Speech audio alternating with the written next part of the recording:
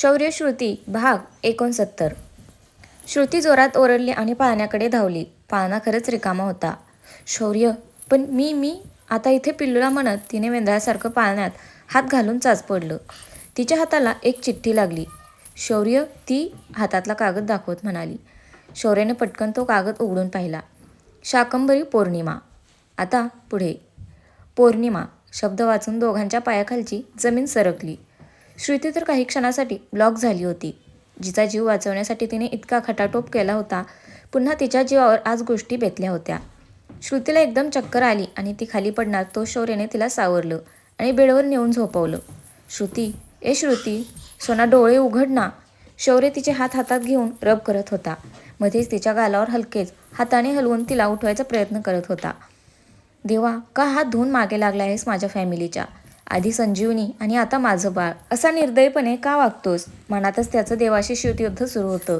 त्याने बाजूच्या ग्लासमधलं पाणी श्रुतीच्या तोंडावर शिंपडलं.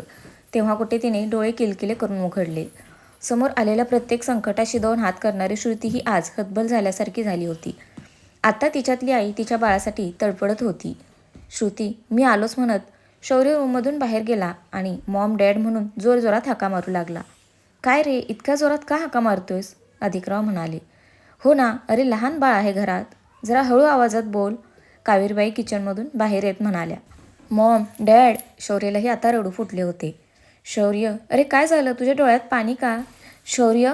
कावेरीबाई ही घाईत जिना चढून वर येऊ लागल्या. Maugham dad. पिल्लू, काय झालं पिल्लूला? रडते का? पोटात वगैरे दुखत असेल. अरे 4 दिवसांची तर आहे ती. मॉम, पिल्लू ती नाहीये म्हणजे? शौर्य, स्पष्ट बोल, काय झालं आहे ते? अधिकराव त्याच्या खांद्याला धरून त्याला स्वतःकडे वळवत म्हणाले.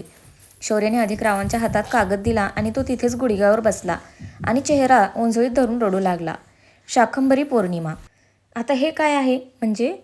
पिल्लू बोलतच अधिकराव शौर्याच्या रूममध्ये गेले. श्रुती डोक्याला हात लावून बसली होती. अधिकराव पाळण्याजवळ गेले तर पाळणा रिकामा होता. त्यांच्या मागे कावेरीबाई रूममध्ये आल्या. रिकामा पाळणा बघून त्याही डोक्याला हात लावून बसल्या. क्षणभर कोणाला काय बोलावं ते सुचेना. गोंधळ ऐकून आप्पासाहेब आणि अक्कासाहेबही त्यांच्या रूममधून बाहेर आले होते. पण नेमकं काय घडले हे त्या दोघींनाही कळेना. पक्याची आईही किचनमधून बाहेर येऊन उभी राहिली होती. त्यांनाही काहीच कल्पना नव्हती नेमका वर श्रुतीच्या रूममध्ये काय गोंधळ चाललाय ते. शौर्य डोळे पुसून आत रूममध्ये आला. श्रुती, ए श्रुती, सोना ऐक ना, तुझ्या त्या शरदला सांग ना, तो लगेच शोधेल आपल्या पिल्लूला. प्रसादला, तुझ्या टीमला सांग ना, तेही शोधतील. प्लीज श्रुती, कर ना गं काहीतरी. आपलं पिल्लू. त्याच्या तोंडून आता शब्द फुटेना झाला होता, पण ती अवाक्षरही बोलत नव्हती. शौर्य, असे हातपाय गाळून कसं चालेल? मला वाटतं आधी आपण CCTV फुटेज पाहूया, काहीतरी नक्कीच कळेल आपल्याला. हो डॅड, आपण आधी CCTV फुटेज चेक करूया. म्हणत तो धावतच रूममधून बाहेर पडला आणि खाली वॉचमॅनच्या केबिनकडे धावला. त्याच्या मागे अधिकरावही गेले.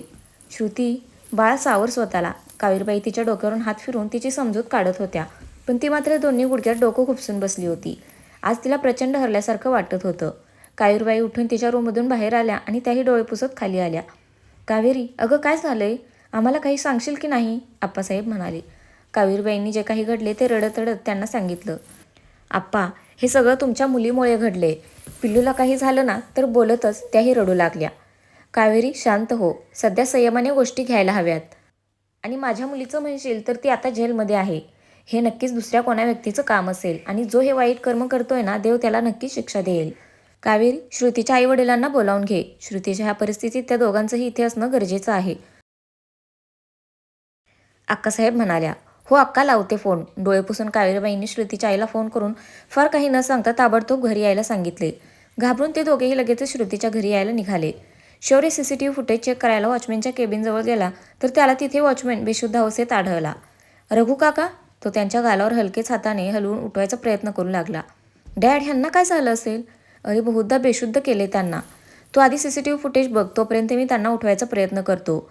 अधिकरावांनी तिथलीच पाण्याची बॉटल काढली आणि रघु काकांच्या चेहऱ्यावर पाणी शिंपडू लागले. रघु काका काही शुद्धीत आले नाहीत. शौर्य काही वेळांपूर्वी CCTV फुटेज पाहू लागला, पण काहीच दिसत नव्हतं. कोणीतरी येऊन सगळ्या वायर तोडून टाकल्या होत्या. ओ गॉड, काय झालं शौर्य? डॅड, कोणीतरी सगळ्या वायर तोडून टाकल्या आहेत. आता काय करायचं डॅड? माझं पिल्लू, माझी शौर्या कशी असेल? कोणी केलं असेल. मी जिवंत सोडणार नाही ज्यांनी कोणी हे केले त्याला. हो, आपण पोलीस कंप्लेंट करू. मी करतो कंप्लेंट. माझ्याही काही ओळखी आहेत. आपण शौर्यासाठी जे जे करता येईल ते करू. आता आधी वर चल, श्रुतीला तुझी गरज आहे. हो डॅड, पण रघु काका? त्यांनाही हॉस्पिटलला न्यावं लागेल असं दिसतंय, शौर्य हताशपणे म्हणाला. मी पाहतो सगळं, तू आता श्रुतीजवळ जा. इतक्यात एक रिक्षा गेटजवळ आली. वसंतराव ह्यांना कोणी सांगितलं म्हणत अधिकराव स्वतः गेट ओपन करायला पुढे गेले. साहेब, काय झालंय? असं अचानक फोन करून का बोलावलं? श्रुती ठीक आहे ना? बाळ ठीक आहे ना? आल्या आल्या वसंतराव अधिकरावांना विचारू लागले. हो, आत चला आधी, सगळं कळेल म्हणत अधिकराव त्या दोघांना घेऊन आत घरात आले. शौर्यवर बेडरूमजवळ पोहोचला, पण श्रुतीने आतून दरवाजा लॉक करून घेतला होता. श्रुती, ए श्रुती, शोना दार उघड ना, मी आहे तुझ्यासोबत. आपण दोघं मिळून पिल्लूला शोधूयात. पण श्रुती दरवाजा उघडायला तयार नव्हती. श्रुती, एकटेच ना गं? पण ती काहीच प्रत्युत्तर द्यायला तयार नव्हती. त्यामुळे शौर्य जास्तच घाबरला होता. मॉम, डॅड, बघा ना, श्रुती दार उघडत नाहीये. नेमकं काय घडलंय आम्हाला सांगाल का? वसंतरावांना आता श्रुतीची काळजी लागली होती. मग अधिकरावांनी घडलेला प्रकार सांगितला. शाकंभरी पौर्णिमा. एकूण कौसल्याबाई जागेवरच बसल्या. अरे देवा, आत्ताच काहीच वेळापूर्वी पौर्णिमा सुरू झाली आहे. कोण आहेत ते लोक? माझ्या नातीला बोलत बोलत कौसल्याबाई ढसाढसा रडायला लागल्या.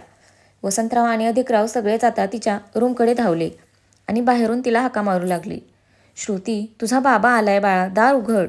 आपण सगळे मिळून शोधून काढू पिल्लूला. बोलताना आवाज कातर झाला होता त्यांचा. सगळेच तिला विनवून दमले होते. नको ते अघटित घडणार असल्याची चिन्ह आता सगळ्यांना दिसत होती. शौर्य तर रडवेला झाला होता. इतक्यात रूमचा दरवाजा उघडल्याचा आवाज आला. सगळ्यांनीच दरवाजाकडे पाहिलं. श्रुतीने तिचा पोशाख परिधान केला होता. हातात गन होती तिच्या. रडून डोळे सुजले होते, पण त्या डोळ्यात आता अंगार फुललेला दिसत होता. श्रुती, वेड लागले का तुला? अगं 4 दिवसांची बाळंतीण आहेस. विकनेस आहे अजून तुला, कावेरीबाई तिच्या काळजीने बोलत होत्या. मॉम, ज्याने कोणी हे केलंय, आज त्याच्या आयुष्यातला शेवटचा दिवस आणि शेवटची पौर्णिमा. माझ्या पिल्लाला हात लावून मला डिवचलंय. सहजासहजी सोडणार नाही मी त्याला. श्रुती, तुझ्या टीम मेंबर्सना सांग ना. श्रुती, तुझ्या टीम मेंबर्सना सांग ना. तुला आणि पिल्लूला काही झालं तर मी काय करू? शौर्य तिचा हात धरत म्हणाला. शौर्य, जीव गेला तरी चालेल, पण मी शौर्याला काही होऊ देणार नाही. काळजी करू नका, मी येते. वेळ खूप कमी आहे आपल्याकडे. ती ताडताड पावलं टाकत जिना उतरून खाली गेली होती की शौर्याने भानावर येत तिला पुन्हा हाक मारली. श्रुती थांब, मी पण येतो. मी तुला असं एकटीला नाही जाऊ देणार. धावते शौर्य जिना उतरून खाली तिच्याजवळ गेला. शौर्य, प्लीज समजून घ्या मला. बुलेटची चावी द्या. मी माझ्या सगळ्या टीम मेंबर्सना अलर्ट केले. एव्हाना सगळी यंत्रणा शौर्याला शोधायच्या तयारीत लागली आहे. तुम्हाला काही झालं तर तुम्ही घरी थांबा. नाही, मी तुझं काहीही ऐकणार नाही. तू तिथे, मी, आपण एकत्र जातोय आणि हे फायनल आहे. बोलतच त्याने तिथेच ठेवलेलं टेबलचं ड्रॉवर ओपन केलं आणि त्यातून गाडीची चावी काढली. मॉम, डॅड, आम्ही जातो म्हणत श्रुतीचा हात धरून तो बाहेर निघूनही गेला. सर, काय वाटतं कोणी केलं असेल हे सगळं?